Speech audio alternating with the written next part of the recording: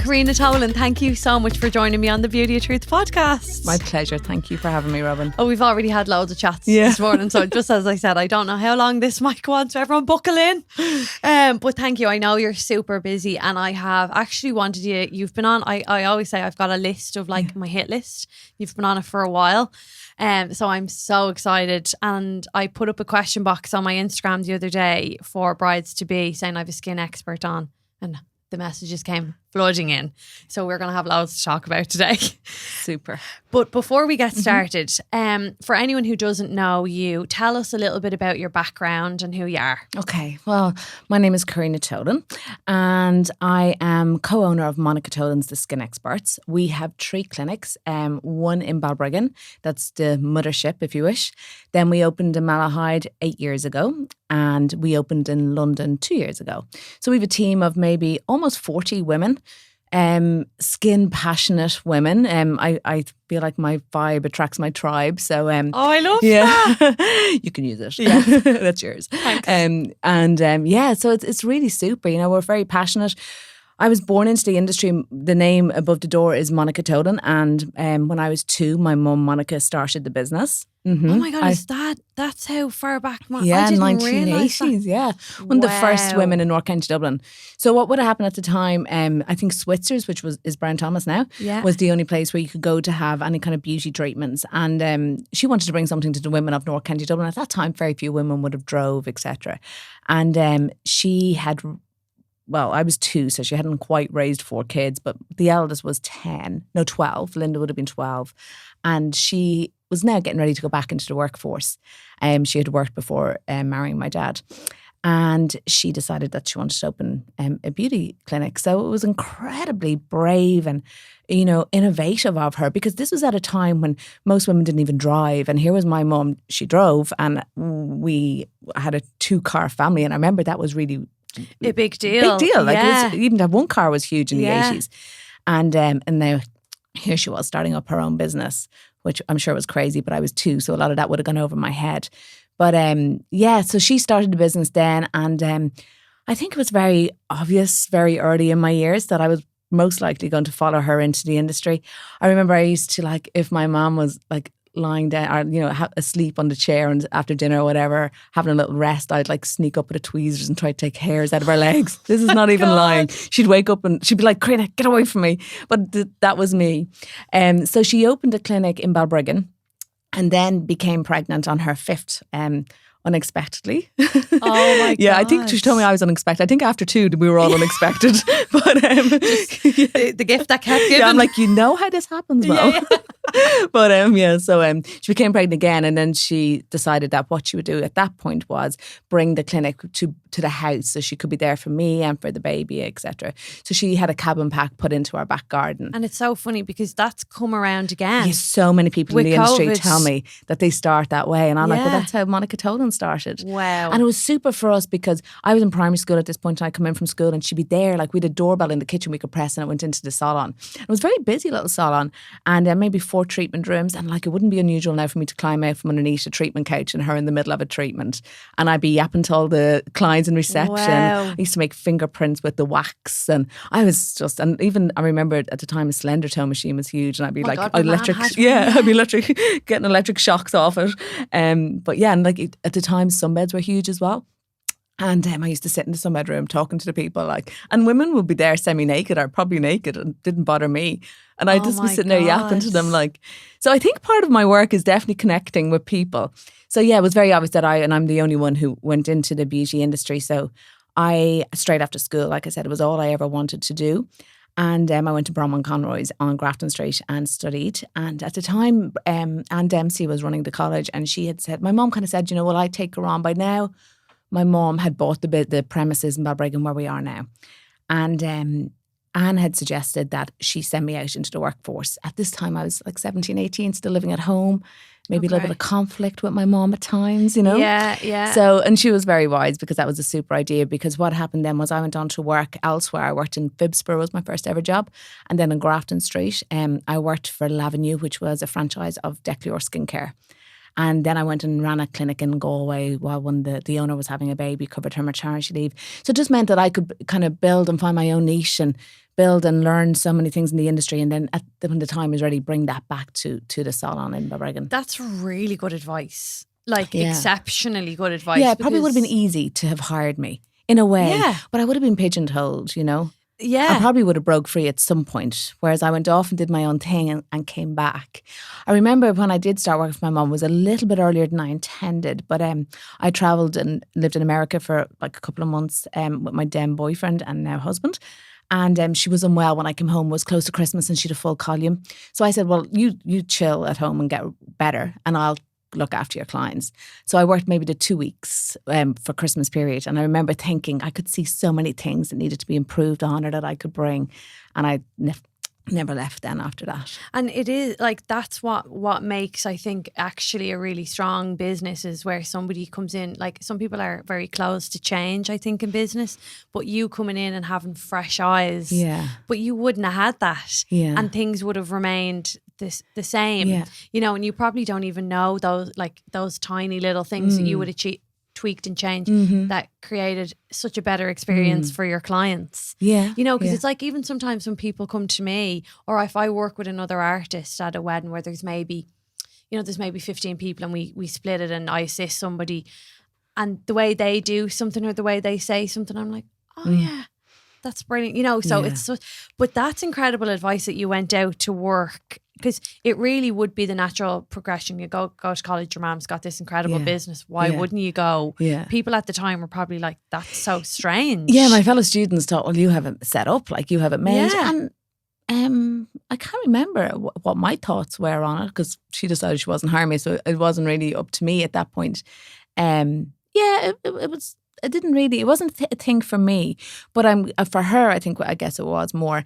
And now I look back, like maybe I would have always worked under her and never had my own thing, where I very much have been very, like, there was Monica and then there was Corinna, you know? Yes. We were very separate entities exactly. in the one. Yeah. So then what happened then in maybe about 2005, my sister, who worked in that stage in a facility management capacity, came on board front of house and took over the accounts. My mum, like me, hated that side of the business. That side of the business. Shiver. Yeah, I'm like shiver. We wouldn't have a business if I looked after that. Yeah, no, I'm solo at the minute, so I'm like, I have a friend who does like bookkeeping for me, because I'm like, no. No, it's like, tough, isn't it? I can't. I was not like academically great, and I'm pretty sure I'm dyslexic as well. So I'm me like, too. I claim to be anyway. Yeah, I claim to be as well. Anyone who texts me is like, no, I can vouch, you're dyslexic. Like, fully. Anyone I text is like, sorry, what are you trying to say to me?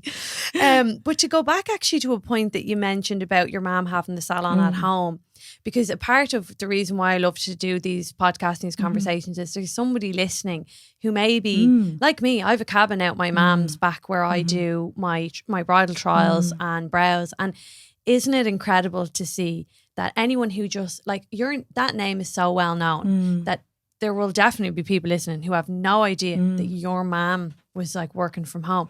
Like, I suppose, quote, like the rest of us, you know, who are starting off, and how incredible has her success been.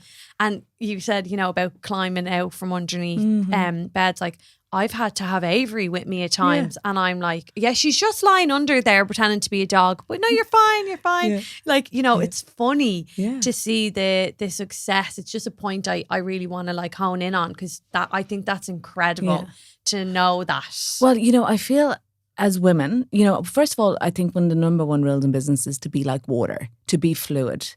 You know, you have to go with it. And then as women and mothers, as my mum was and as you and I are, we have to adapt our careers around that. You know, I did a podcast with Siobhan a couple of weeks ago when we were speaking about women having to choose. Like, I didn't have to choose. I had it all because I adapted my life and my work to suit my life as it changes. Because even being a mother has been like fluid.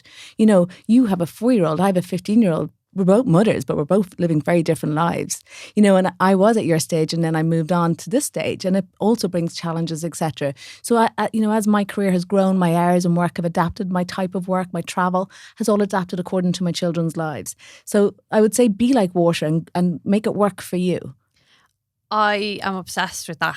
I am obsessed because that speaks to me. So I cannot tell you how much that speaks to me, because when I actually, you know, when it's only when you have these conversations that you go, like the light bulb, that I had worked in Mac as a trainer, got made redundant during COVID, took a job for a pharma company, hated every minute of the day.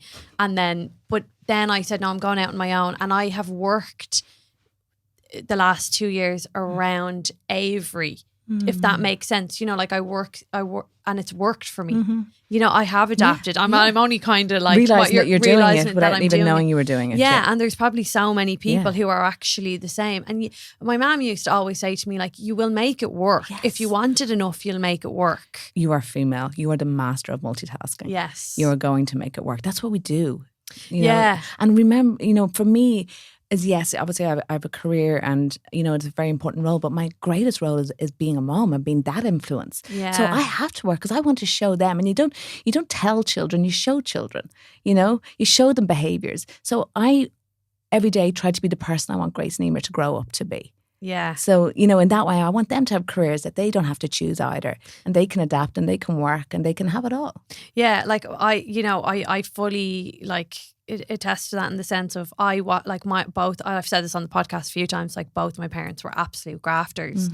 And so I'm not even, you know, speaking to your friend Mary this morning doing her makeup, like she was like, oh, you're not shy of work. Yeah. Because I was like, oh, I'm on day 14, which I don't, by the way, I'm not saying is how to do it, but I wouldn't be shy of that. But I honestly believe that came from watching my parents do it, you know, and we never wanted for anything because of that. It wasn't because we had bucket loads of money. But my dad always, he says it to me now, he's like, no, but see the way you're working, he goes, I worked like that to then you've got your 3 holidays a year, you got to go skiing as a child, you know, you got to do these things.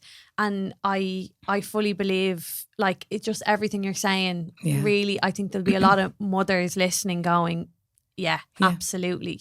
And how do you think you've evolved from those early days in business to, you know, the successful Corinna Tolan with Skin Deep podcast, you know, with Columns Full?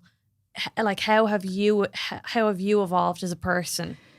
Well, you know, it's funny because, you know, people say that to me the whole time, and I don't really see it like that because I still have the same struggles today that I had 10 years ago, you know, and business is very difficult. And, you know, it's not like I've landed, you know, it's not like I've arrived at a destination. I'm still there, you know, and still experiencing all the struggles that I would have experienced previously.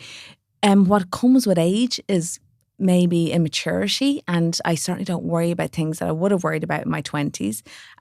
I care far less about what people think of me, which is an amazing empowerment.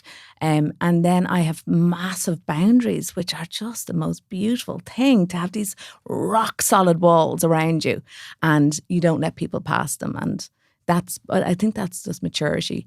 So I've changed in that regard. And that's a beautiful thing. I don't stress and I don't worry the way I used to. But I'm still in the thick of it. Yeah. And what would be like an example of, just for, you know, for what was a worry in your 20s that you no longer have now?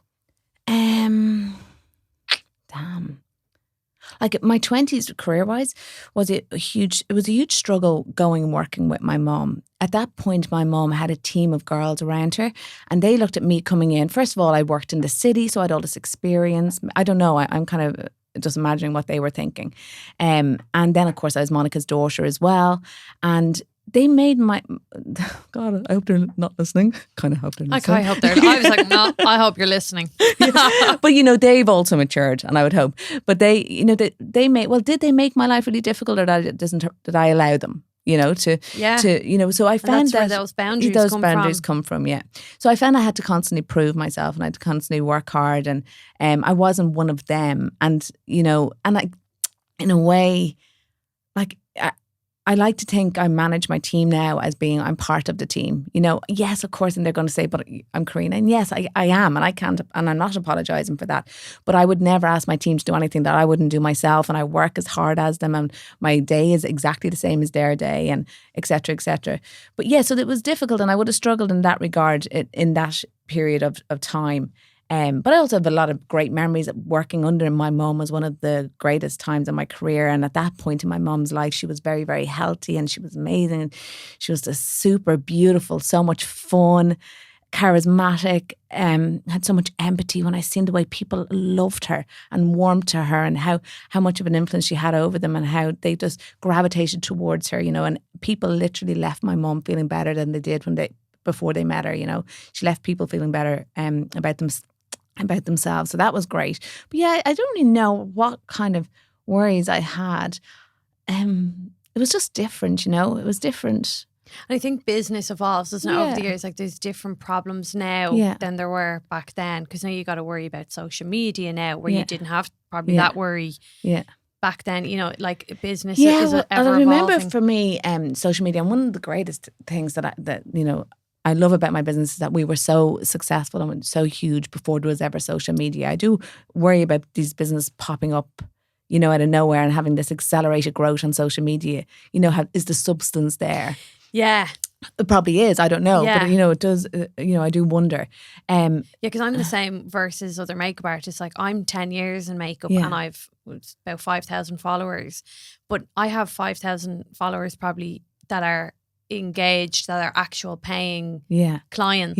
Whereas I think that you can have 200,000 followers and people just enjoy watching you. There's no income, or there's no substance to that. Obviously that's not every case of that, but definitely I can understand where that thought process would come from. Yeah, for sure. Is the passion and the drive and the knowledge and the experience all there? Yeah, because you're hands on with people. Like like I know from my Mac days, like I have clients who came to me 10 years ago, still coming to me for makeup, because you build that rapport face to face. And I always worry about that, like, even with like AI and all the technology, I'm like, I never ever want to not be like, if I became a millionaire tomorrow, I still want to be face to face with clients. Yeah. That way, because during COVID, it was only when I was at a laptop doing something that I didn't enjoy. I was like, I'm always moaning about people, but Jesus, I miss them. Yeah. That way. Yeah, I think, it's expensive for me to be working on people. Because I'm literally one person has my energy at that point. I'm not working on my business. I'm not working with my staff. I'm not training my staff. I'm not working on the next thing coming. I'm not educating myself. But I love doing it. It's just, I love that connection. Because I am surprised that you still do treatments. Yeah, I get told the whole time I need to step out of clinic. I need to, from like mentors, etc., business mentors, that I need to step out of clinic. And I understand. And sometimes when I get a bit overwhelmed, I think, God damn, maybe I need to drop a day. But for the moment, it's my happy place. And, I love that I can close that door and it's just me and my client, and I can, assess whatever their goals are, whatever their concerns are, and I can help them problem solve, really, or even just make them feel wonderful about themselves and just chill and relax, or just have great conversations. And it is I think part of the reason why I do what I do, why this is the industry that I'm in, is that feeling of touch. Yeah, and being like with another human being. I have a wonderful capacity to empathize with people, but it's also a curse, because sometimes I take on too much, but I can really feel what people feel, I can go there, and sometimes I have to stop myself, or else the person could end up comforting me. Yes, that has happened. I've also been there. Has happened. And it is a blessing and a curse. It is a blessing and a curse. Do you feel that being still in the treatment room is what makes your business so successful, though, from the business side? Because you're still experiencing what your team experienced. No, I don't think so. I think I could if I stepped out of clinic totally, I feel my business would probably be more successful. No way. If you define what success is, do you know what I mean? And for me, what success is as well. I feel like that. And when you look back on your career, what is the big, like, to you, what's been that successful point in your career when you look back over the years? There's no point that I look at it. It's the greatest accomplishment that I've done is to be still here, to be so happy and so passionate in my job, and to still literally wake up every morning and get excited about going to work, to love what I do. I feel to have got my children and my family to where we are right now and still love what I do, and to be able to provide all I've done. for my family. That's probably my greatest accomplishment, literally, to still look. Because a lot of people, particularly business owners, drive themselves into the ground, their health suffers, and they end up maybe being a little bit resentful towards their career. I don't feel like that at all. But then that's because I've always been like fluid and I've had such incredible boundaries. And, you know, if I felt I was ever getting to that point, I adapted and improvised and you know, adapted my career to suit whatever my needs were. My first thing is always my health and my family, and, you know, Corinna has to really, really matter. And then after that, it trickled out like a wave. Yeah, because that idea of being fluid, I'm also robbing that as well, because it's such a good way to think and also to put yourself first. Yeah. Because, you know, like if you're feeling crap or you're unwell, well, the service that you give or the people you have to manage and look after, they also suffer. Yeah. And then it's that ripple effect, you know? Yeah. And in terms of marketing and social media within your business, because you've had that bit, you know, your mom's had the business since the 80s. Yeah. What has the effect of social media been on your business? So I remember actually with my mum, we were driving into town, and do you know the Independent Bridge? It used to be the Independent, I think it's Guinness now, they're Quinn's Pub. Yeah. I remember saying to Mum, if we could just take a poster out there on that and show everybody what we do every day in clinic. Because honestly, and I don't mean to sound cocky or arrogant, but I always knew we were the best. I always knew we were really, really good at what we do. And I just felt that nobody could see it because we were like just in Balbriggan and it was a small community and it was so difficult to get what we do out there. Yeah. And then cue social media. And it literally gave me that platform to show the world what we do every day in clinic. And that's where I feel with social media. If that's not there, you've nothing to show. Yes. You know? Yeah. So very, very quickly, I think we stood out. And now, like, I have people fly in from the UK. One guy flew in from the UK and we have a clinic in London, but it was cheaper to get a flight and get the train from where he was to London. Hilarious. Yeah. So I was like, fine. I think he brought his mom. They stayed over in town. It probably wasn't cheaper in the long run. A day out or a night out. Yeah, exactly. But, you know, I had people get into their cars in like the very tip of Donegal, drive all the way to me in Malahide, spend an hour on my couch and literally get into the car and drive home. I had a girl who came from County Clare and I said to her, would you know, maybe go around the village, have a look in a few boutiques? And she says, no, I have a Pilates class in Lahinch at 5:00. And to me, Lahinch is where I go on my summer holidays. Oh, I was my like, you're going to get it. It's just my brain. I was like, you're going to get into the car and drive home and then drive down to Lahinch for your Pilates after being with me. Isn't that so bizarre? Yeah, but it's also it's incredible. It's an incredible compliment. Oh my God, it's the greatest compliment. But it's also pressure. It is. It is pressure. You know, I have to deliver. Yeah. I have to deliver time and time again. You know, and also, you know, I have to meet their expectations. And that's something I say to my team the whole time. And I'd say to anyone in life, you have to find out what that person expects. Because in order for me to deliver, I don't know, if you imagine just me to be an UPS man or a FedEx man, how am I meant to deliver the package if I don't know what it is they ordered? So the very first question you say to everyone is, what do you expect? Here, tell me what you want. Because you could come to me and then you could look to relax for an hour, you just got away from your child or something and you got the voucher. Yeah. Or you could say you want to problem solve. They're two completely different experiences. So the first thing I'll do is devise what exactly is this client wanting from me, and then I execute whatever that is. Yeah, it's interesting because I actually was listening to Minnie Driver on a podcast and she brought out a book called The Management or the Measurement of Expectation because it's based on everything actually we do in life is based on, well, what is the expectation? Because if I can't meet that, and that's, I'll always say, I can totally attest to the pressure of that because I had a girl fly from Australia yesterday for her trial. Wow. And I was like, and my friend Leah was doing the hair and I was like, now Leah, game face on. This woman paid $2,500 for a flight to get here and is here to get her bits done for her wedding, and then she's flying home to Australia to then come back in September. So I was like, we got to get this in one. So the pressure, but also when she left, I was like, she did things for my confidence today. Yeah, you know, absolutely. like she really did because I was like, it's such an incredible compliment, but at the same time, you're like, okay, well, that's where I'm at now. Yeah. So I want. But that's when you have to remember you are you, and that's your superpower. You know, she chose to do this, and like, you know, I have to remember that I am like the very best at what I do, and that's why, you know, there's no one near her who comes close. And that's why she drove that distance. And have you always had that level of confidence? Yeah. Yeah. Yeah. I think probably that's how I was reared. And I wouldn't do it if I didn't think I was the best. I wouldn't come in and half do it. Yeah. You know, I wouldn't be where I am. I'd say this is probably not for me. Literally why I don't do the accounts.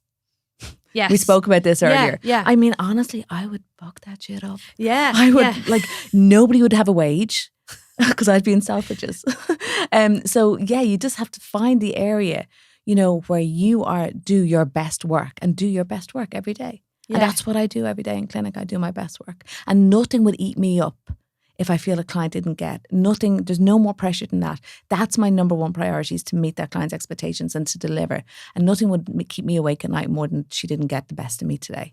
Yeah, because you know you So that's why I delivered. have all those boundaries in place. And that's why, you know, I make sure all those boxes are ticked so that I can go in and be 100% for that person and not be worrying about other things.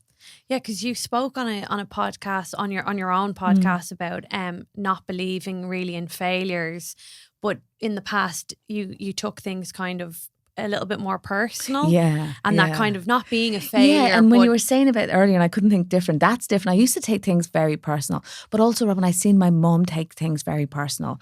So her business, she was very different. Like, as much as I learned all the great things from my mum, I also learned what not to do from my mum as well. Yeah. You know, her team, her employees were her family. And she treated them like daughters.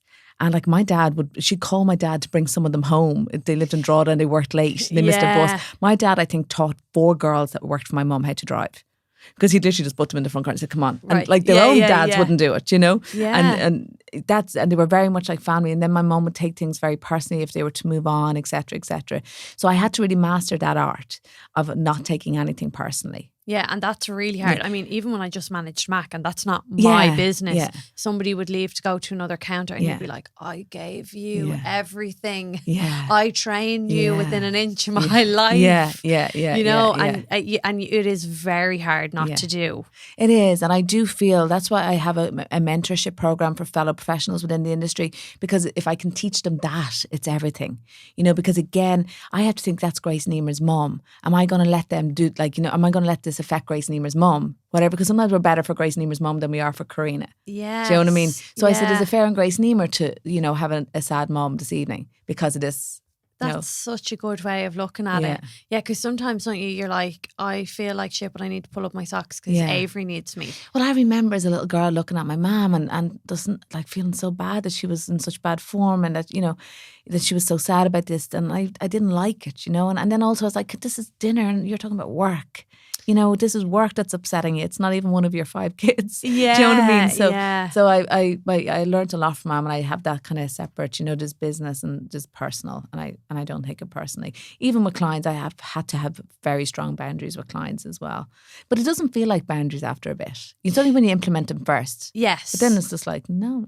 And what's an example of one of those boundaries? Like, what have you had to kind of, I suppose, either stop doing or begin let's to just do? say I meet clients privately for consults, not very many, like maybe 1-2 a week, and I only do it because I actually really, really like it. It gives me the opportunity to meet new people, and they could come over virtual. It's all virtual, so they could be anywhere in the world. Sometimes within that, when I curate a plan for them, obviously to address their concerns, sometimes it can involve me having to monitor the situation closely. It's no different to them, but I'll need to watch the situation closely. So they'll enter my Sunday club, is what I call it. So basically they'll message me before 12 p.m. on a Sunday. This is an example. And with photos and little updates. And then I can assess if they're progressing as they should do very, very quickly. Skin is skin. I know the signs, you know. Okay. Also keeps them compliant. Sometimes I just do it if I think, particularly men, sometimes they'll do it and then they'll just go off and they will never do anything about it. So I put them in my Sunday club, and it does make them compliant. But one of my rules is that you can't message me after 12. Because, you know, it's you know, I'm giving up my Sunday. So, you know, sometimes I was like a Sunday. Sometimes they'll message me in the Sunday afternoon, and next thing Monday, Tuesday, and I will say, can we keep these messages until before midday? And I say, if you can't message me, just skip the week. We'll go to the following week. It's not a big deal. But that doesn't equal you can text me on a Tuesday. Okay. But people are fine with that, Robin. The biggest issue is you implementing the boundaries. Yeah, I was going to say, that's not a big deal at all. That's they're like, fair. absolutely no problem, Corinna. Yeah. Yeah, you're changing my face. Yeah. I will do what you need me to do and follow the rules. Yeah. Because I think that's where and I'd say anyone who's freelance makeup artist or a hairdresser listening, especially in bridal, there's a pressure to like, because people will email multiple people for quotes. Yeah. So there's this like, I need to get in there straight away. So an email will come through. And I actually often get people who email me back go, thanks for getting back to me so quick. But that's not necessarily a good thing because I will be like, will you play with me? And I'm like, yeah, just answering this email real quick. And like, I need to create, I know that. Yeah. But like you said, people won't mind and the work will still come. But it's me implementing that. Yeah. And I think that's for anyone listening. Boundaries for me is actually something I'm like really starting to think about and, you know, like kind of get into that mindset. So it's good that we're having this conversation. Give me a kick up the arse. Yeah. And, you know, also within the industry, you know, a client may have had an expectation, like let's just say for argument's sake, they thought they were going to leave looking like J-Lo. And then they come back and they're like, you know, and my thing is, if I was a consultant cardiologist, would you speak to me like that? So true. Would you go in and say, I want my money back? No. Yeah. You absolutely wouldn't. So you won't talk to me like that either. Yeah. I'm no different to a consultant cardiologist. I'm no different to anyone. I'm not less important and I'm not more important. Yeah, because if you're coming to me, you're coming I'm providing to me for a service. that. Yeah, exactly. Yeah. And, you know, just people have a perception of how they can speak to you, but you have to teach people how to speak to you. Yeah, and I think that is a thing in the beauty industry. Like anyone I speak to on the podcast or anyone like that I worked with over the years, it's definitely the type of thing that people struggle with the public and, you know, like I had to walk away from it because I was spoken to X, Y, Z. But I think that's probably one thing that actually I'm okay with. I remember learning a thing in Mac where about kind of matching people where they're at. So if you set a tone, the chance that person will actually match you where you're at. Yeah. You know, that way. So it's very, very good advice. Yeah. And you mentioned actually there about clients coming in because the skin, I all the DMs I can see floating around my head right now. You mentioned about people coming in and wanting that, like, you know, first appointment, expecting to leave looking like J-Lo. That instant, we live in this world of like instant gratification, instant satisfaction rates. Yeah. Everything has to be in the here and the now. Is that a struggle in skin? Because the reason why I say that is it's a massive thing. It is the bone of contention in bridal trials because people assume they come to me maybe 6 months beforehand and they're like, I want this picture, and this picture could be Kim K, it could be J-Lo, it could be, you know, they're usually airbrushed, not real skin makeup, and they're like, and I want this. And I'm like, and what skincare? My first question will always be, what skincare do you use? And because I'm very, very, all my brides on my reviews will always write about how into skin I am. And they want that there and then. And I'm like, but you don't own a moisturizer. Yeah. Like, you don't own them. You just tell me you have moisturized in 10 months. Yeah. And you want this. I can't give you that. Yeah. So does that change over into what you do? Yeah, I guess it could if you allowed it, but because I educate my clients so well, you can't fake healthy skin no more than you can fake a healthy body or a healthy heart. You know, it either is healthy or it's not. Okay. And you have to feed it what it requires in order to be healthy. One of the things that I would constantly reiterate back to the client that it's 70% what you do at home, 30% what we do in treatment. And you'll respond better to what we do in treatment if the 70% is done at home, aka if you're healthy. It's kind of like, you know, let's say if you were to have heart surgery and you came in and the doctor says you need this surgery, but you're overweight. I need you to go home and lose weight, come back healthier, and then we'll do the surgery. And the reason for that is you'll recover better, you'll survive potentially, you'll have more potential to survive the surgery, but also the surgery will potentially be more successful. And it's exactly the same with skin. So I give my client what they need to have healthy skin, and then I come in and I accelerate that health within clinic treatments. And what are the things, like, just baseline? Because I know that, like, you're very about, like, also this helping the skin be beautiful from within and not just topical treatment. Yeah. What are the baseline for anybody listening? Okay, well, first of all, skin is your only double-sided organ. So we have the opportunity to feed it from within as well as topically. Did not know that. There you go. Every day is a skill day. Yeah. Secondly, the skin is not meant to be transported through. So we can have far better results. We can achieve much better potential when we feed it via the bloodstream. So when you're feeding it via the bloodstream, you're also feeding skin cells that are like stem cells. That, you know, they're being fed lots of blood. They're just being made. If you imagine your skin to be a skin factory, so when you feed the skin via the blood, you're getting to the root, if you wish, and the cells in very early days, and then they migrate upwards, and then they form what is the outer layer, which is the stratum corneum, an incredibly important layer of skin. I listened to your podcast on this. And very interesting. Yeah, very fascinating. Didn't know any of that. Yeah. Don't know that I retained all of it. There's not a layer of skin that's not important. You know, Mother Nature created us for that reason, you know, and if Mother Nature decided we needed 7 layers of skin, then that's what we need. So so we have that opportunity to feed from within, and then we can feed topically as well.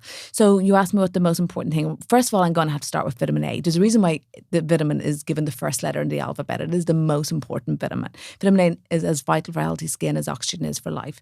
Vitamin A is responsible for proliferation, which is the ability for a cell to turn into another cell and into another cell and into another cell, and it's not skin migrating upwards. Okay. It's also an embryo. So sometimes I feel vitamin A gets terribly bad press when it comes to embryos, because very, very high level vitamin A can lead to deformities because of that mutation of cells. But also vitamin A is essential for healthy embryos, because isn't that what an embryo is cells multiplying? Okay. Just, you know, I said I'd throw it out there because people just think vitamin A in skincare. Like, it's impossible for skincare to carry through. We lack an enzyme in our skin for it to carry through anyway into the blood. But even still, like, you need vitamin A in your diet.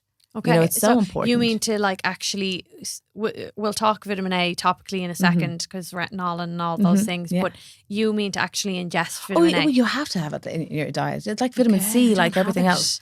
Oh, you would do. It'd be in your diet, it'd be in your food. Okay. You need to speak with a nutritionist about that, but 100%. Okay. You'd be taking it. You probably just don't realise you're taking it. What I mean is I'm not supplementing it. Yeah, no. I mean, supplements is just to boost your diet. You want to be getting all your nutrients from your regular diet. Okay. So vitamin A, yes, is probably vitamin the A. most important ingredient. So let's then go to topical creams. I believe after vitamin, okay. Can we just put the SPF on its own podium? Yes. Because it's completely different. Because I actually want to talk to you about that. Yeah. Like, as an SPF. Yeah. So SPF is not really skincare. Okay. Okay. It is functional. It's kind of like if you imagine an umbrella. Yeah. Yeah, it's not fashion. It's there literally to keep the rain off you. All right? But it's not like your shirt, your blouse, your underwear to make you feel wonderful. Okay. Yeah? Yes, that's a great example. So that's why you don't need it at night, because it's not good for your skin. It's not, you know, it's literally there to protect, act as a shield. But the reason why it is so important is the only thing potentially that's going to kill you is melanoma, skin cancer. And it has the capacity to protect you from that. So we can't throw shade on it. Really, really important. No, and actually, just on the point, and not to bring it to a darker place, but actually, my mom's cancer started with skin cancer. Yeah. So where she had cancer in the spine is actually where a couple of years, maybe 3 or 4 years previous to being diagnosed with the stage 4 cancer she had, which was unknown primary. They did reckon, because where she was, it was all taken out of, is actually where her pain was in the spine. So they reckon the way it was described was like the cancer, the mom and dad cancer were taken out at that time when she got the skin cancer removed, but the babies had gone into the body and they lived dormant till it was... Excuse me, she did have melanoma removed, did she? Yeah, basal cell. Right. But all, like, she used to say, my back is like a patchwork quilt. Like, she was... And it's really, I'm really about this, because, and this is another reason why I wanted to talk about it. This is actually a whole new episode, right? Because in a way, I feel the skincare has done skin cancer an injustice, because we rave so much about SPF, but SPF, it is a very important role in prevention of skin cancer, but I think we put too much emphasis on it, because really awareness is so important. Like, a huge proportion of melanomas present in areas that the sun never sees. Yeah. You know? Yeah. So like the bum or whatever. Like, so I think I've gone into schools, and now my team go into schools educating students on this. You know, it's so important that we're talking about this at the dinner table. You know, they say safe sex. I think also as part of safe sex, we should be examining people's bodies. You know, someone's behind you. They're seeing the areas of your back that you've never seen before. Yes. So, you know, to note little changes, that's so important. Yeah, basal cell carcinoma, you know, that usually doesn't transfer to organs, but it's really important because they will cut it out and they will look for clear margins. So if the basal cell carcinoma is tiny, they will cut beyond it to get those clear margins. So you could end up with literally chunks cut out of your face or cut out of your back. Like, or your massive scar across her chest and like really deep kind of incisions all over her back. Yeah, there you go. Yeah. So it's things like, organising outdoor activities before high sun and after. So before 12 p.m. and after 3 p.m. If you want to run, this is why I hate outdoor, running and exercise and marathon runners, because they're in the daylight for so long, like potentially 4 hours. But I'm like, okay, get up at 7 o'clock in the morning and do it. Wear a hat, particularly if women have thinning hair as well, but if you have thinning hair, don't buy a car with a sunroof. If you're on the golf course, wear a hat. Again, that's hours people spend on golf courses. Things like that, make sure you bring your SPF. SPF as well, one thing that you need to know about SPF is the sun degrades SPF. So you apply your SPF and it has a rating of whatever, which means that it has the capacity to protect you so much. But the minute you walk outside, the sun starts to undo that work. Are you with me? Okay. Yeah, so it degrades the efficacy of the SPF. So that's why it's so important that you reapply every 2 to 3 hours. Wow. Yeah. And what about then for people who are wearing makeup all day? Yeah, they have. Well, they're not depending on their SPF to protect them from UVA, UVB, potential skin cancer. So are they inside? So if I put, let's say, SPF on, and then I put, like, I have the Illumiere SPF 50 at the moment. I'll put that on and then I put my makeup on. Yeah. But does that mean throughout the day? Yeah, so it's gone. Yeah, for sure. But then this is out if you're in the sunlight. That's what degrades it, Okay. So you need to, like, I don't know, I use a pressed powder that has SPF 20 and I'm always topping up. Oh, so I'm topping up with what that. What powder is that? It's a Jane Iredale SPF. Okay. Well, I'm probably more doing it for aesthetic reasons because my face is probably shiny. I could probably do it topping up right now, actually, Robin. It gets very warm in here. But yeah, so you would need to. That's why we have a mesostatic spray SPF, and I love it for golfers in particular. Or even just have it in the car, right? Because you just spray it. So you're driving. Like, I have more sun damage here. I don't know if you can see this. I've just noticed it from my fake tan emphasizes it than this arm, and that's because the car window. I'm sure you've seen the truck driver. Yes, I've seen the truck driver. Yeah, my dad's. So does that too. So I feel like, in a way, me as a skincare professional, I do it, but we all need to preach about this. Yes, SPF, but SPF's expensive. It's also expensive using it and reapplying it every 3 hours. So what about the people that can't afford it? So we need to talk to them about it and about awareness as well. You're not like that. And also, you can't beat a physical sunscreen of clothing. A, it's less expensive. B, the sun can degrade it. It has no potential to irritate your skin because SPF can irritate the skin. Yeah, I get really bad breakouts from SPF. Yeah, absolutely. Because remember, it's not skincare. Yes. It's not skincare. It's literally acting as a barrier. It's that umbrella. It's not going to make your outfit. I do think that's about our it like industry, skincare. and that's where I feel like we've let us down. Because you must remember, Robin, we've never used more SPF than we use today, and skin cancer is still growing. So we're missing a loop here. Okay. So where is that? We're still missing it. So we need to preach all of that. And like that, melanoma can present in toenails. Nobody's sun, toenails, but in your bum, but between the cheeks of your bum, literally where sun cannot see, under your breasts, anywhere, behind the back of the neck. Yeah, of course we got the nose, the ears, the thinning scalp, which absolutely it can present there as well. But anyway, that's why I feel SPF within skincare spectrum needs its own arena. Yes. So going back to what's essential for healthy skin. Yeah. Yeah. So vitamin A. Then antioxidants. So like I said, we're taking SPF. So after vitamin A, I would think antioxidants are the most important thing for healthy skin. Will I explain to you what an antioxidant is? Please. So an antioxidant basically neutralizes free radicals. So I kind of, in my mind, I love an analogy. Yeah, and your analogies are spot on. Yeah.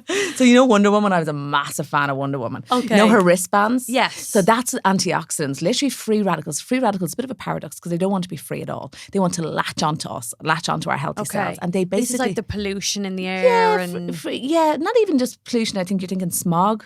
Not just physical, just like... Yeah, just like as in, and plastics. Yes, exactly. Yeah, okay. Like just free radicals. They're little scavengers. If you ever want to know if free radicals are in our environment, just peel an avocado and leave it sitting on a plate. And what's turning that avocado dull, grey, black is free radicals. Do the same with a banana. Okay. So what your antioxidants are is your avocado skin. Okay. Are you with me? I'm with so you. it's kind of like your Wonder Woman shields. Basically, the free radicals bounce off the antioxidants, and the antioxidants neutralise them. So if you imagine leaving a bike outside for weeks and weeks and ends, you know that bike is going to age terribly and become all rusty. That's what happens to a person who's not using antioxidants. So when I introduce antioxidants to skincare, the first thing I will notice is the change in colour of the skin. It becomes so much more peachy. Okay. Going back to that avocado. So basically a blackhead is free radical attack because the free radicals have caused the sebum to turn black. It's oxidized sebum. So the reason why Emilia never goes black, which is a little white lump, is because the skin is providing that sterile layer over it, so free radicals can't attack it. The minute you take that skin off, and if you weren't to remove the Emilia and leave it sit, it will go to a blackhead. So blackhead is oxidized sebum. Okay. So that's why it's really important. Like if you and feel. what's a good example? Like if I was to buy a free radical, No, like a product. Antioxidant. Antioxidant. Sorry, if I was to buy a free radical. That's a different conversation. Yeah. So basically, you need to buy skincare with an abundance of antioxidants within it. So let's say Environ, which is one of the brands I work with, has an abundance and a diverse amount. You want as many because a lot of antioxidants, once it neutralizes the free radical, it's redundant itself. Vitamin C is a brilliant antioxidant, and actually you'll often find vitamin C is teamed with vitamin E, and the reason for that is vitamin C, and then it neutralizes a free radical, and it's, if you wish, redundant, but vitamin E has the ability to recycle the vitamin C, so it goes again. So that's why vitamin C, vitamin E is always really good and usually packaged together by skincare companies. In a way, this is why I don't like single ingredient skincare. You just need to let the scientists do that. Let the skincare formulation people let them get the abundance of diverse amounts of antioxidants into their skincare, and then let you buy that. But it's going to, so let's say, for example, the AVST line within Environ has a load of antioxidants. But then any of their booster products like the Cerians and the filler will have antioxidants as well. But buy an SPF with antioxidants for that reason as well. Because, SPF literally means protection from UVB. It has to state UVA broad spectrum for more. Things like infrared and near infrared and blue light as well are aging us. Off your phone. Yeah, exactly. So the antioxidants are doing all of that. Okay. So then we have things like peptides, which are like amino acids, the building blocks of collagen. So really good if you're 20, you're probably not going to be too concerned about collagen. So I'll give you an example with my kids. They're using AVST1. They went from AVST, which is active vitamin skin therapy, to number 3, but I won't put them onto 4 or 5 because 4 or 5 have peptides in it, so they don't really need it yet. Okay. So they, and they find they have an abundance of antioxidants. All their needs are being met. And then what's really, really cool about vitamin A and why vitamin A is important. Vitamin A is the chief instigator of all events that occur within the skin. So collagen production, hyaluronic acid. Hyaluronic acid. People think hyaluronic acid is in a bottle. Hyaluronic acid is actually something we make ourselves within our body. And as with anything in the body, Robin, the best is the one you make yourself. Nothing in the lab is ever going to be mimicked as well. And your body's not going to receive it as well. It potentially could look at it as foreign. And your body, particularly your skin, is not meant to be transported through. So it's very difficult to get hyaluronic acid into the skin. Yeah, because then, does this then, where all of us mere mortals are being marketed, oh my God, hyaluronic serums, and like all the, the 10 steps with all these things, one separately, and then... Do you know what I mean? I think like marketing with skincare. You must remember the whole beauty industry is born out of marketing. The word moisturiser is a marketing term. That's a marketing term. Create the need, and then the person thinks they need it. So I would be a millionaire if I jumped on every fad. I particularly with my platform, but I only work with the truth, the beauty of truth. The beauty of Make truth. that a read. That's being clipped as we speak. I only work with the beauty of truth. No, I only work with science-backed skincare. It's not always sexy and it's not always fun and it doesn't always smell amazing, but it works. Yeah. And then I can sleep at night because I have integrity. Yes. Yeah, you know that. Yes. So, like, I explained to you why the term marketing is basically moisturizer is a marketing term. Yes, I would love to know. Because your skin is a self-moisturizing organ.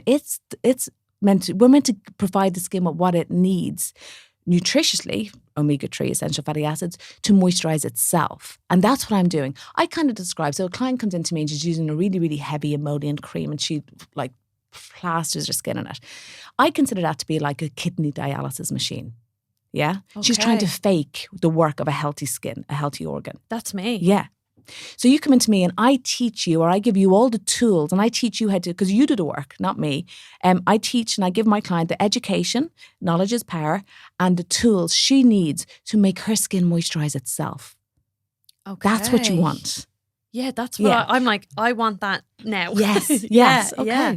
I can hang back after the podcast and we'll just clear this table and I'll lie flat. No, you see, that's where the mistake. It's nothing about lying flat, because it's not done on a treatment couch. This is done every day at home in your message. Okay. It's but isn't it mad how our brains are like that through, instant? Okay, like scan me. I'll lie down. You're going to put cream on my face. You're going to needle me, and I'm going to be J-Lo. Yeah, exactly. Because that is like, because I'd even say to some clients who, as I said, genuinely don't own like any skincare. Yeah. And I'll be like, okay, well, like, I'll always say I'm not a skincare professional, but I do use X, Y, Z. A big thing for me, just for like more topical hydration, is like, you know, I might get them to get some sheet masks the night before, because it's just like adds a bit that glow, because I'm like, I can't give you your skin that glow. I'm only doing the makeup. You know, I did something called, it's a new fad, a South Korean fad. If it's South Korean with skin, you should jump on it. It's called skin flooding, and I put it on my reels on Sunday night, and the most amazing treatment, using all wet hyaluronic acids, etc. Check it out. Okay. But yeah, so the work is done at home. It's the daily consistent habits that lead to great things gained slowly over time.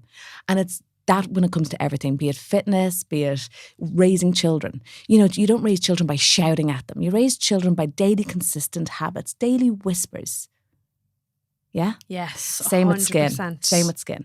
So then we were on, oh my God, I love this conversation. Yeah, I am like being so educated. This is my happy place. I was like, Mother of God, I thought I knew. I knew things. Yeah, so anyway, antioxidants. Then we have peptides. Oh yeah, so vitamin A. So vitamin A, incredible ingredient, skincare ingredient. Oh yeah, chief instigator. That's what I say of all things in the skin. So it's going to make your skin make collagen, make better collagen. It's going to ignite your fibroblasts to make better collagen, better elastin. And it's going to ignite your CD44, which is your own capacity to make hyaluronic acid. So that's why it's so important. It's better than any hyaluronic acid you're going to pay 15 quid for. Yeah, because I bought the hyaluronic acids and I was like, lads, shite. Like shite. Well, it can actually have a detrimental effect because it's an emollient, so it pulls moisture. So it can actually sit on your skin and pull moisture from your skin, which is a disaster. Now, that's so interesting you say that. Is that what happened? I would have known that. And as a MAC artist, thank God I'm never going to work for them again. Okay. Because we would have been trained in the training room, and me as a trainer would have trained artists to explain to customers that emollient is a brilliant product to bring moisture to the surface of the skin. Yeah. So that's incorrect. Yeah. Well, it will pull it out. You will dehydrate it. Yeah. So you don't want to do that. No, because remember that the skin is layers. So you don't want the moisture at the very top. You know, you want it deep for plumpness. You see, whereas we would have been that everything is the top. It's what you put the top, and it's like quick, and you do this. The emollient will pull the moisture to the surface of the skin. You'll have glowy skin. No, that's where you want your primers. For that. Yeah. Bring that from the outside. Yes. Because it's only going to sit so far, but don't try to pull it up, you know. So that's the vitamin A. So, and then vitamin A also speeds up the skin cycle. So as we age, our skin cycle, so that's the skin from when it starts off as a stem cell and it finishes up as a corneocyte, the length of time that takes. So when you're maybe 20, 15, whatever, that maybe takes 15, 20 days. Then as we age, let's say when you become... Basically, it starts off as a child. It takes the skin cycles maybe about 20 days and it goes up to 60 to 80 days as you age. Okay. So if you remember going back to antioxidants and what free radicals, what they do in the skin, they turn the skin grey, the avocado on the plate. Yeah. So now you've got this skin cell that's literally lingering 5 times longer than it did on a child. That's why you look at a child and she's all peachy and glowy. Yeah, and you know? And also no pores because she's so much collagen and growth factors. And there's some growth factors that are redundant even from the age of 12. So then... we lose growth factors as well. So basically that's what vitamin A is doing. It's keeping everything. So it's keeping that cycle much, much quicker. So it's keeping your skin cycle as that of a 20-year-old, even though you're probably 50. Okay. Yeah? So it's creating that. Vitamin A, is vitamin A the ingredient as well that you need to introduce slowly? Yeah, because vitamin A, as much as it's incredibly important for skin health, it's also potentially, it depends what form it comes in. Okay. It can be irritating and also light sensitizing, which is a disaster. So let me talk to you about vitamin A. So vitamin A is a fat-soluble ingredient. We store it in our skin cells. And then when you come out into the daylight degrades the vitamin A within the cell.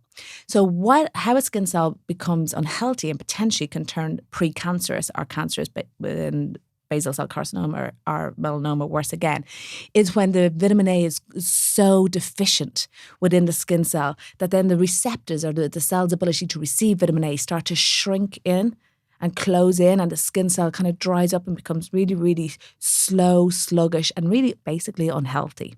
So now you come along because you've met me. No, not me, because I'd never give you high dose vitamin A straight away. So you come along, you meet somebody or you read something online and you buy a very active vitamin A. You apply that to the skin. What's happened? Your skin cells, because it has not had the vitamin A and it's potentially a little bit deficient in vitamin A, you put it on, it has no ability to receive it. All of its receptors are locked down. So then the vitamin A just gathers all around the cell wall and then it becomes extremely irritating. Your skin will peel, it'll become red, it'll become inflamed, it'll become sensitive. This is what happened to me. So now I don't use vitamin A at the moment because I'm afraid of it. Well, given our conversation, you need to become very friendly with vitamin A. Yeah. It's so important for healthy skin. Okay. So imagine your skin to be like a plant in a sunny kitchen window and it hasn't had water in ages. So what are you going to do? You're not going to come with a pint of water and throw it in on top of the plant and it's all going to bulge out the sides. No, you're going to get a small amount of water, maybe a tablespoon of water, and put it in every morning and every night. And slowly you'll see the clay become more moist, and then you come along with your pint of water eventually and it loves it and the plant is glowing in the kitchen window and it's so healthy. That's your skin cell. So you must come along with a low dose. And this is why very few skincare brands have this mastered, because it's so expensive for skincare brands to have different dosages. Okay. So expensive to take a client on this journey.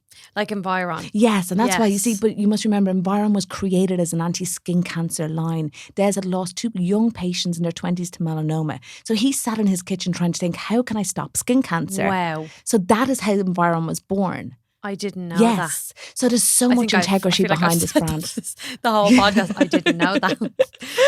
But that's so interesting. He created it, and that's why the steps are there. Exactly. Like interesting. It's like, because people say to me the whole time, why don't you create your own skincare line? If I was to create the skincare line I want, first of all, I'd probably be 90 before it's ready, and I'd have no money because it'd be so expensive. It'd be creating it for the integrity, as opposed, of course, I could get a hyaluronic acid with a heavy molecular weight. It's going to do nothing. I could package it really, really well, but let loads of light in area, which will probably degrade the ingredients. But hey, they were there when I put them in, and I could charge a fortune for it. And does this actually, that point, and we'll go back to like the science, but does that point of celebrities bringing out Hailey Bieber, Kim K, I think Kourtney Kardashian's bloke brought out skincare. Yeah.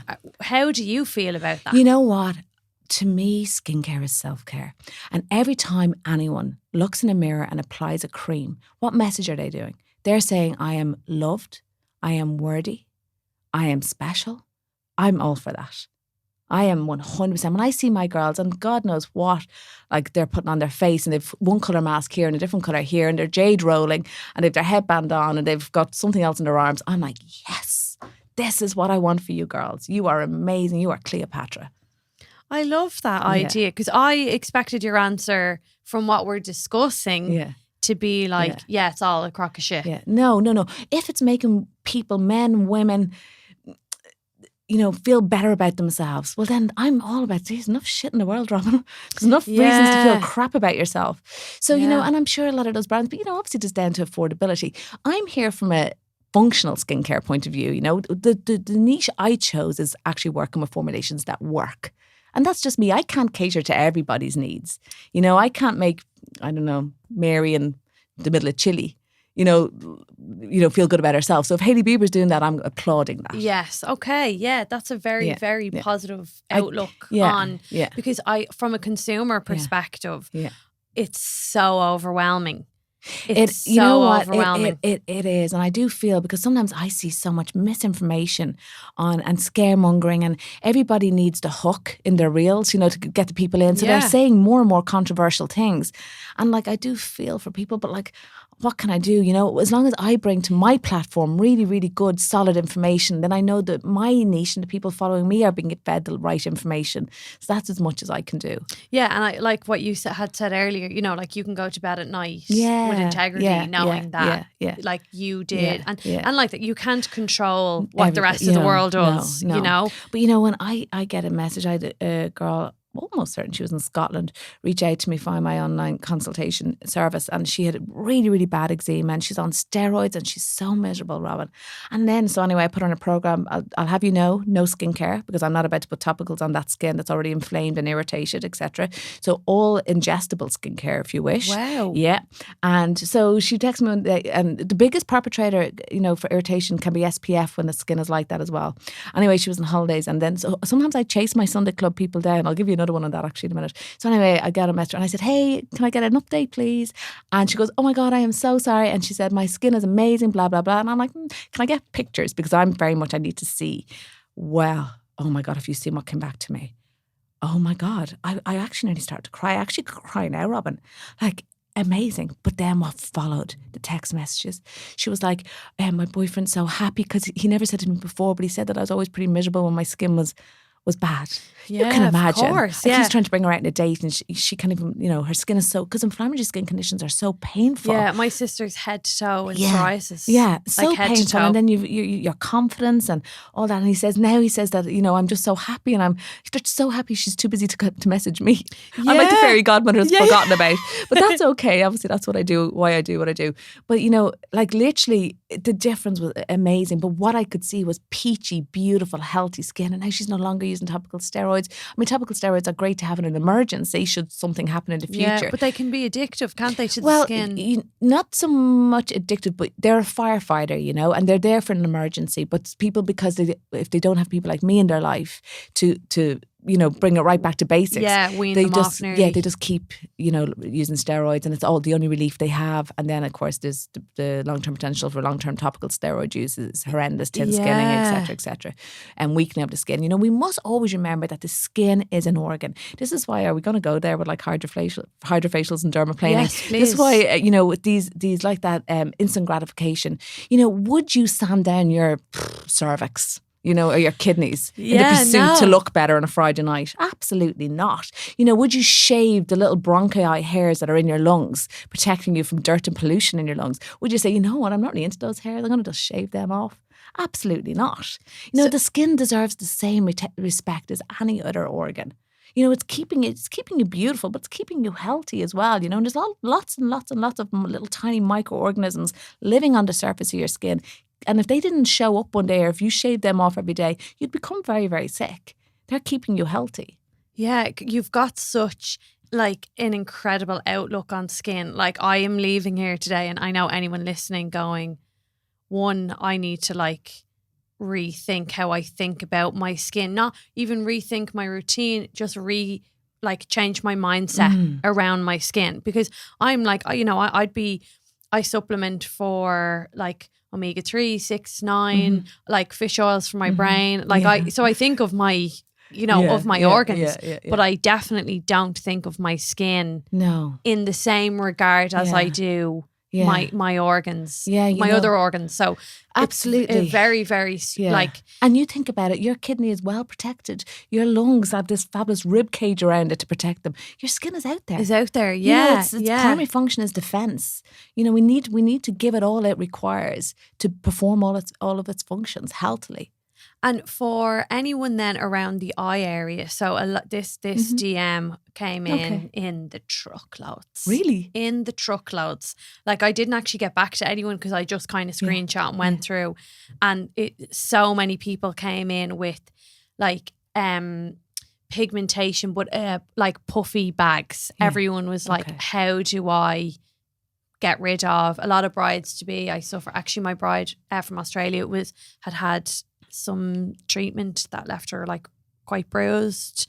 I don't know, she got it done in Australia. I don't know the name of it. So but plasma pen. Something like that. Yeah. And it's like, it's obviously a real concern for people. Kind of, I suppose my brides are normally, you know, kind of 28 years and up.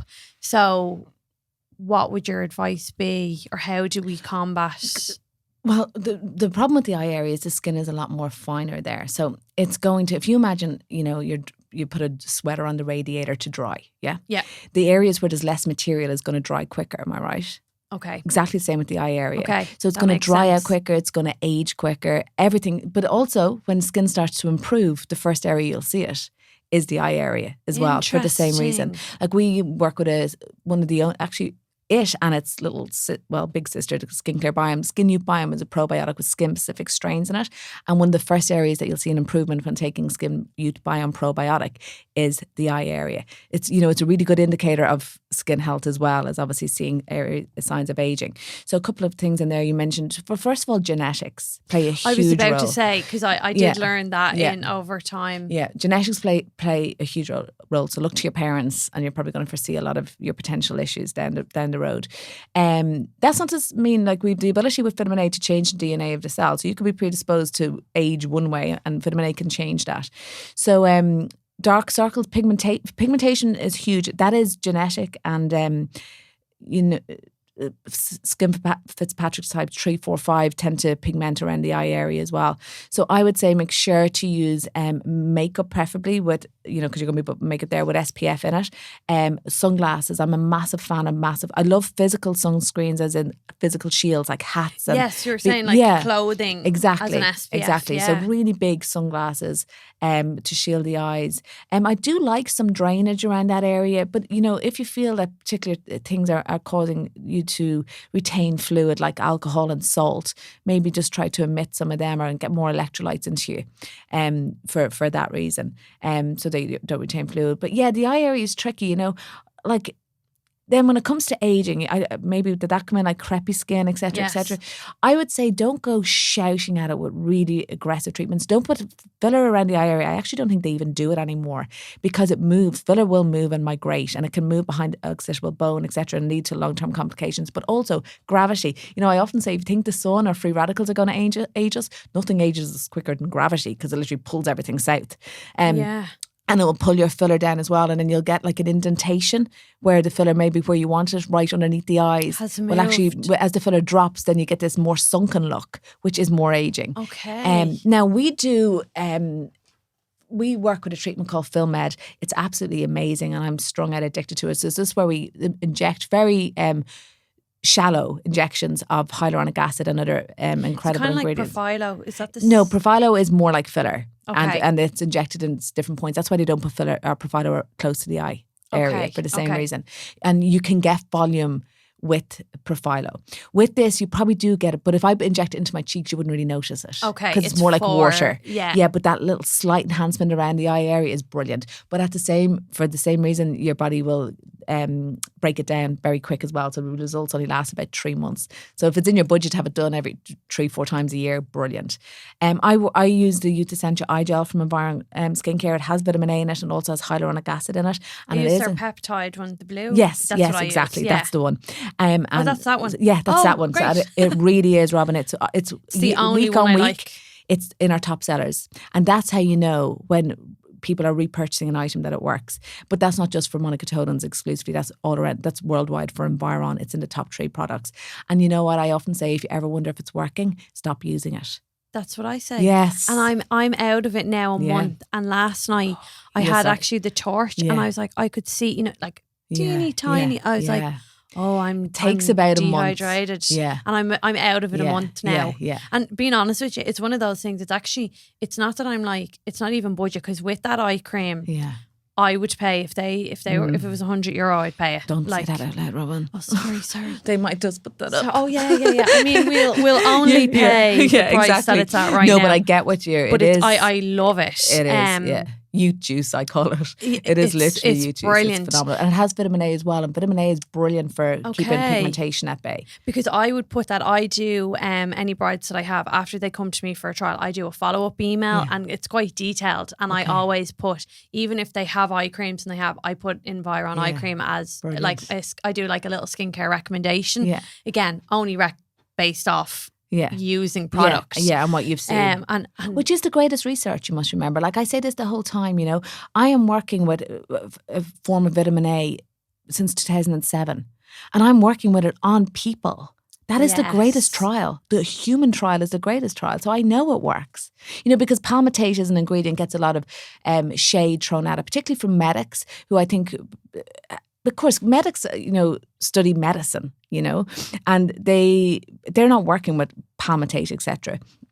And so there's a type of vitamin A. Vitamin A is like, if you wish, an umbrella term, and it comes in many different types. I can describe it like the Kardashians. Yeah. Okay. So none of them are better than the next. They're all, equally efficacy-wise. They're all very, very efficient and functional and perform their duties. But some of them are a little more irritating than the others. And that's exactly the same with vitamin A. Yeah. I'm going to say they're all a bit irritating. But actually, I had to use one of them recently because my daughter, she just had an MRI in her ankle, and she's beautiful girl. She's 12. She's tall. She's 5'9". The doctor measured her, and she cried the whole way home because she doesn't want to be 5'9". So I keep tagging her on Kendall. I know, but you can imagine 12. I know. Like I said to her, first of all, Emer, we need to worry about in life what we can control and what we can't. Unless we're going to chop you off by the ankles, nothing we can do about this. I said, and I get it. It's completely irritating when you're 12 and no one else is that height and the boys aren't that height. And I said, but they will catch up.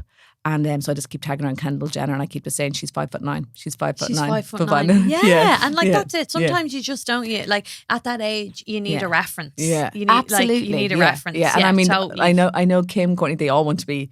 They all want to be tall. Yeah, like she's the actual model. Yeah, exactly. So back to vitamin A. Yes. And so palmitate is an incredible form of vitamin A. And interesting about palmitate, actually, that two interesting points that I don't think are highlighted enough. First of all, it's photoprotective, whereas prescription vitamin A is light sensitizing. So you will burn much quicker using prescription, and it's far more irritating, etc. Okay. So it means you can't use it as much. Palmitate is a lot more gentle, and it's photoprotective. So we can reiterate that daily message with it. But also, remember I was saying that with vitamin A, it's fat soluble and your skin has vitamin A reservoirs, it stores vitamin A. No matter what type of vitamin A your skin is given, if it chooses to store it as opposed to use it, it will convert it to palmitate.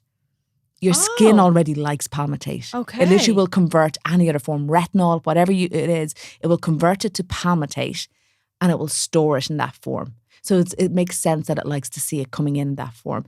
Now, if it decides to use it straight away, it will chemically convert it to retinoic acid. Even if it's palmitate, acetate, propionate, no matter what type of vitamin A you give it, if it's going to use it up straight away, it literally chemically converts it to retinoic acid. So some say, it doesn't work as fast. Yes, a chemical conversion is required, but do you want to know how fast these chemical conversions occur within the skin? Milliseconds. It's not days or weeks or months. These chemical conversions happen within seconds. Yeah, so it will literally turn into retinoic acid. And when it's delivered into the skin in less irritating forms, so let's say 1 international unit, and that's the correct and proper way to measure vitamin A's in an international unit, not in percentages. If it takes in 1 international unit of retinol, it will chemically convert it into 1 international unit of retinoic acid and use it up, or chemically convert it the other way into 1 international unit of palmitate and store it. Okay. So it's just important to know. It's a really, so important, isn't it? What I need people to know is that you don't have to use irritating forms of vitamin A. Just because they're irritating doesn't mean that they're more, the efficacy is better. Yes, exactly. Yeah, because I think sometimes with skincare, we're like, if it burns and it hurts. Yes, exactly. Like it's working. Yes, yeah. Yeah, because and then I like that. And then I also think the problem with sometimes with skin products is that when you use it once in one form. Yeah. And it didn't work for you. Like I've stayed away now from vitamin A because I had not a great experience. My makeup just kept peeling. Yeah, for that reason. And Celtic skins and our skin has little or no tolerance for prescription vitamin A, for tretinoin, for retinoic acid, because it's so incredibly irritating. And irritating is horrible. But me personally, I've been more concerned about the light sensitizing. I'm already feeling light sensitive, just being human. Yes. And you want to make me more light sensitive. Like, no, thank you. Yeah, but it has its benefits. And then for anyone who is a bride to be, because a lot of, I would get a lot of audience that are past, present, future brides, when they come and they're like, I'm getting married. Yeah. Help me. Okay, so what I say to my brides is, first of all, it's not, a wedding is not just about the day. It is a beautiful time in anybody's life. And it's all about the celebrations running up, the hen parties, all the different nights. Yeah. So let's make that journey. And I always say to my brides, sorry to cut across you, but I always say, because I feel like I like this one, I actually always say, this is a good time to create good habits forever. Yes. Like, because I love skin and I like having healthy skin, and I like that. I like looking after, like I go to the gym. I try to work on my mind. Like, I try to just have a full holistic version of the best I can be. Yeah.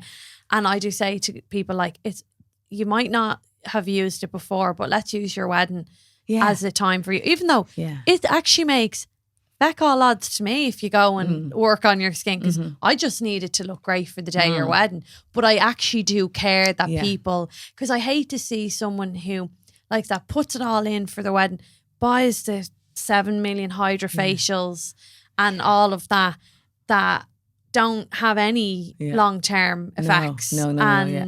You know, and they're expensive and constant stressors on skin. I kind of consider it to be like the McDonald's of skincare, you know. So let's go back to the brides. So it is a wonderful time in that person's life, and then also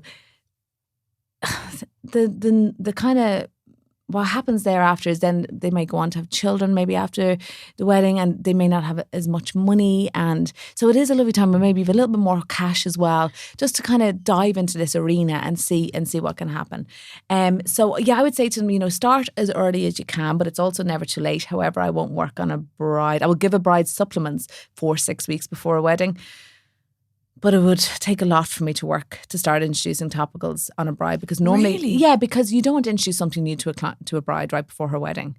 You just never know. And normally, if a client's coming to me that close to her wedding, something has gone wrong elsewhere, and I'm problem solving. So, and in that respect, I have done it, because I would never leave anyone, you know. Yeah. But it's not ideal. Yeah. You know, we'd want to start this, you know, earlier, as long as we have beforehand. Like, I had a girl reach out to me, and this really upsets me. So she follows my page. So basically, she listens long term to the conversation we've just had in the last 40 minutes. Okay. She's heard his message. She's getting married. She went to somewhere, a skin clinic, some advisor in where she was, I think in Cork, and what they recommended was Botox. Now that just drives me mad, right? Because this girl's in her 20s, and basically what that person, the only reason why they recommended Botox is because that's what they do. That's just what they do. Like, and that is kind of an instant fixer? No, it's not. Well, do you know what? It's if you have issues with your frontalis muscle moving, it's an instant fixer, because it's going to freeze your frontalis. But Botox is not skincare. It's not. That's all it does. It just paralyzes a muscle. You know, your skin is exactly like I often say, if your skin is in shit before Botox, your skin is still in shit after Botox.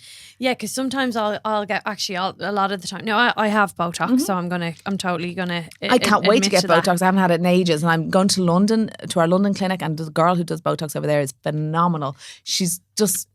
Anyway, so I can't wait to see her. Yeah, because I got mine 2 weeks ago, and I go to a dermatology nurse out James's, and she's does her aesthetics and that. Yeah. And I love it because it's not, well, I don't think I'm like... Yeah, no, you've got some movement. Yeah, I've still got movement. Yeah. But I talk with my eyebrows, like, and I'm very hands. That's what I mean. When I said to you when we first met, like, I feel like our podcast, our style is different, because we're very animated when we speak, and I was like, that's good, because some people think I'm probably mad. But so I do have it, but I would have a lot of people, they sit in the chair and they go, right now, I'll say, I always ask, what's the skincare like? How do we want the skin to look? It's my very, very first thing, because my idea with makeup is you can go and do the best smoky eye, the most beautiful eye makeup. And I used to, as a trainer, always say it, but if the skin doesn't look good, nothing will look good. No. And I fully believe that. So I always start there, but I will always, 7 times out of 10 with bridal trials, they'll go, now don't worry, when you see me next, I'll have my Botox done. I'll have my Profilo done. Yeah. I'll have da-da-da-da. Yeah. And I'm like, but the foundation could still... your skin could still absorb. It could still separate. Like that's great in terms of a smoothness, but actually overall, because like I get Botox probably only once, twice a year, if even. But I am on it with my skincare. Oh, like I'd be like, I can't put Avery to bed tonight. I have no. My issue with Botox would be, first of all, if people think that it's for healthy skin, because it's not. It's for freezing muscle. And then also if the whole budget is blown, because it's very, very expensive, which is why practitioners love it. It costs a lot of money, and your body, the minute it's put into the muscle, your body does everything it can to get rid of it. So within a couple of weeks, it's gone. You maybe 12, 16, 20 weeks, it's gone. And actually, the more often you get it, the quicker it will go eventually.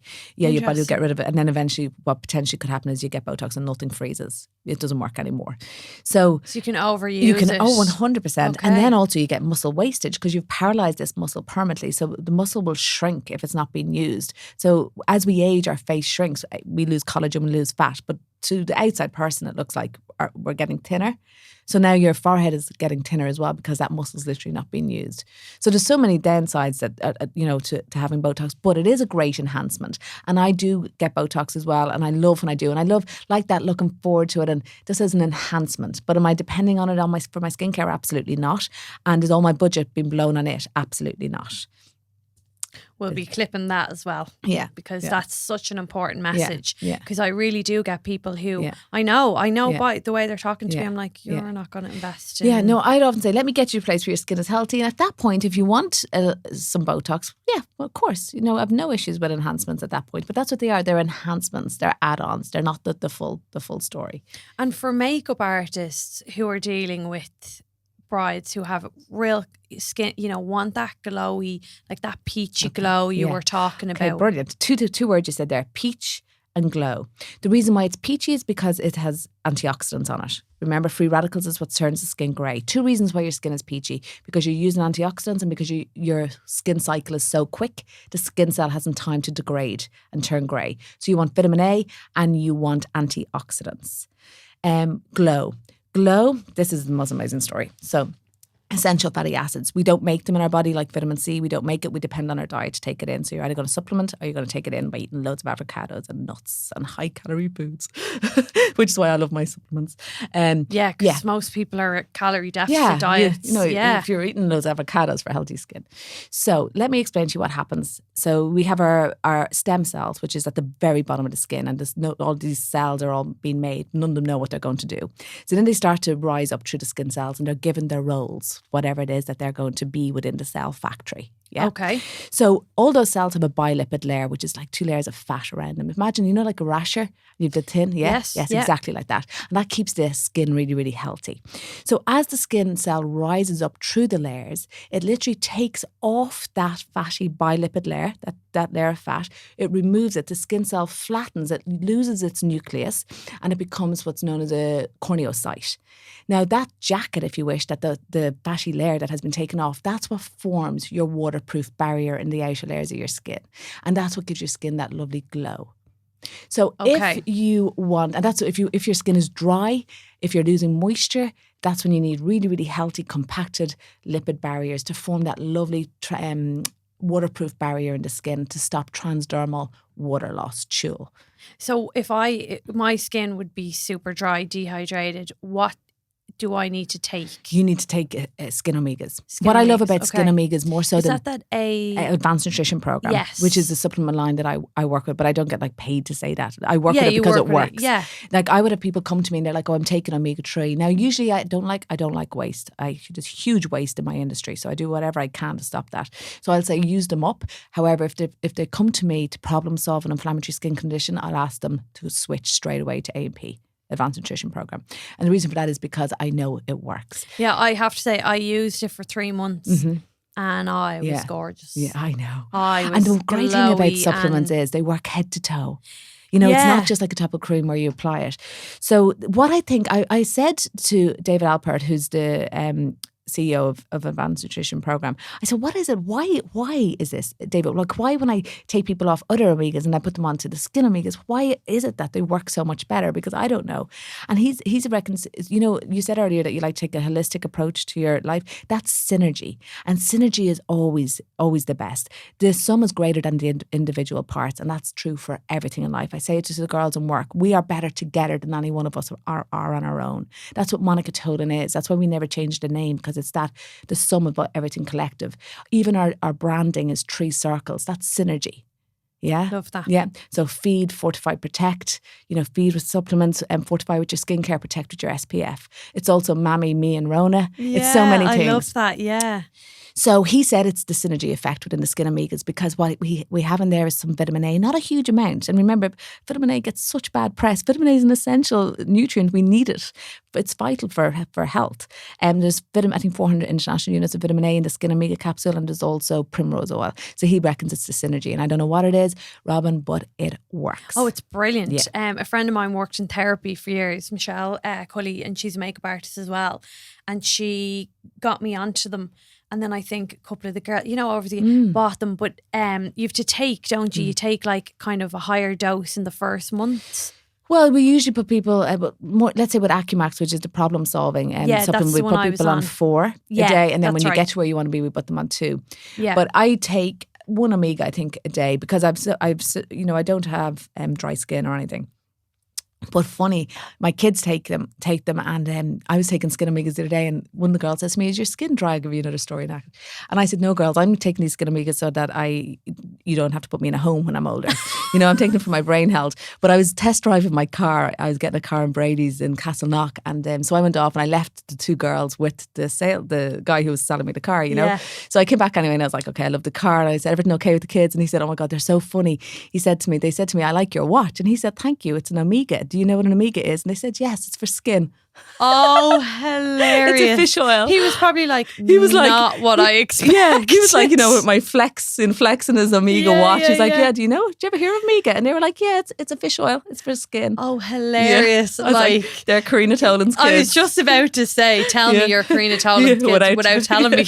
Yeah. Hilarious. Oh, you have them well educated. I know, yeah. But there is so much, and I think that with this conversation, it's so interesting, because I really do. Like, I'm like, you've hooked me in now, and I want more. Yeah. So there will be a part 2 to this, definitely, if you're free. Yeah. But I think the big thing is that like it really is a multitude of things, and there is no quick fix. But like in anything, like in absolutely anything, it's like when the guys say, I know you train in the gym, don't you? Yeah, like you go to the gym. But if you went home and had a McDonald's every evening, like the gym work has done nothing. And it obviously from the basis of this and your skin, it's the same. Yeah. It's the same. It is that process. Synergistic approach. Yeah, it's absolutely. Yeah. So just on with people then, because this was the last question that kind of came in a multitude, is then people on a budget. Mm-hmm. When they can't, when they can't afford, we'll just say the environs, that level. Because I would have brides who can't either. Because then you have brides who come in and they're like, "Oh, what's another couple of €1,000, when you're spending." And then you have people and they're like, "Oh no, like I'm, what's your advice from where you..." Well, let's just say it's only expensive if it doesn't work, first of all. Yeah. So let's just say the AVS T1 is like €66. I was only watching a TikTok. I'm a little bit obsessed with TikTok. I feel I relax when I'm watching TikTok. And a dermatologist was doing Botox, whatever. And she was saying to the patient that she needs vitamin A. She needs a retinoid. She could see in her skin, which is fair. I can look at you and know if you're using a retinoid. And she recommended... Oh, I would look at the skin and I'd know. So you knew I wasn't? No, not necessarily. You definitely have a lovely glow. Well, I'm using the 3-step Clinicare and I'm rolling. Yeah, I love Clinicare. That's what I did my skin flooding with the other night. So make sure you watch that video. It's really cool. Because that's sore. Yeah. Well, you shouldn't be sore. Pull back. Don't put any weight behind the instrument. Okay. I'll tell you what that is. We'll do that for part 2. Yeah, for people. No, for people. So go back to my TikTok. Yeah. Anyway, she recommended a retinoid. Now remember, a retinoid is vitamin A. We already spoke about the importance of synergy, and that is so true with skincare. Vitamin A is really, really good, but it's not the only skincare ingredient. There's many other things required for healthy skin. This product was €200 and it was just one ingredient. Wow. So going back to people on a budget, going back to the fact, let's say that Environ, I don't want to just feel like I'm here only for Environ, and I do love it though. I'm there with you. Yeah, I love it. It works. It works. And, as does Clinicare, which is gorgeous as well. So going back to the fact that Des Fernandez, creator, founder of Environ Skincare, did this after losing 2 patients to melanoma. He created a product in one that would give you healthy skin. So even if you only ever used AVST and 1 and never progressed to AVST 2 and never used an eye gel but used the AVST 1 around the eye, you're still doing way more than 90 whatever percent of the population to have beautiful, healthy skin. That's actually incredible. Yeah. And that's €66. But I also get the fact that maybe that's beyond other people's budgets. He also has a body oil called the A, C and E oil. Remember I spoke to you about C and E? Yes. Yeah. And A, C and E oil. So this product costs 50. A, C and E oil. Yeah, that's what it's called. Okay. It's a body. I actually put it on me this morning. It's sublime. It's incredible. Were you talking to Jennifer Rock about this? Yeah, I think Dermalac, its partner, was what I choose as my favourite product ever. And I cocktailed the two and put them on my body every morning and night. Okay. So every morning, mostly morning, once a day anyway. Okay. So the body oil, so going back to being on a budget, right? So this oil now doesn't have peptides in it, but it has vitamin A, C and E. And if it's €55, if you just used it on your face and neck and chest, it would probably last you about 9 months. So you do the maths, Robin, €55 for 9 months of skincare. I'm really bad at maths. But it's all about when you say people on a budget, that's people want it all. That if they want their Profiler, their Botox, their 17-step skincare routine, that's a struggle on a budget. And then I would say to you, it's only expensive if it doesn't work. Just get one thing, invest your money where you're going to get a return. And it's not expensive.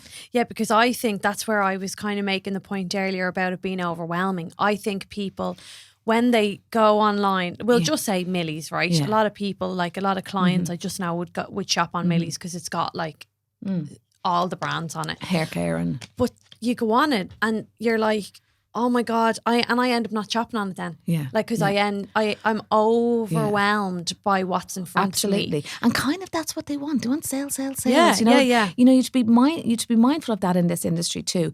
So I would say to you, don't try and navigate this world on your own. There's people like myself, my team, we do virtual online skin consultations. Reach out to professionals within this industry.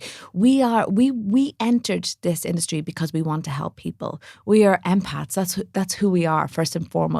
We want to help you. So reach out to us and have us guide you. Have us address your needs. Have us find out what your goals are and get you to where you need to be in the fastest time possible, costing you the least amount of money, and just enjoy that beautiful, healthy skin for a lifetime. Yeah, because it is. You want it forever. I don't want it because I'm I'm getting married. Do you know what I mean? Or because I have an event coming up. Exactly. I want it for as long as I can. I'm 45 now, and I remember and when I was 21. I behave 15. It's a problem. Honestly, I do TikToks with my kids, and it's just like, Corinna, grow up, but then don't ever grow up. No, don't ever grow that's up. the trap. That's the trap. But honestly, I had a Q&A last night and I get asked this a lot. Silly questions, but like, what's your least favourite part of you? I don't have one. I look in the mirror, Robin, I don't believe I am sounding big-headed, but I'm like, fuck yes. If I was 20 and you told me this is who you're going to be at 45, yes, Corinna, you are killing it. You have two beautiful daughters who think you're the greatest thing on earth. Literally, you're their idol. Like, they really do worship me, I live in a beautiful home that I completely manifested. I have the most amazing husband who is like, he brings me a coffee and I give him an inner peace, not. But that's our little internal joke. Yeah. I have a gorgeous family who I love. We're all healthy.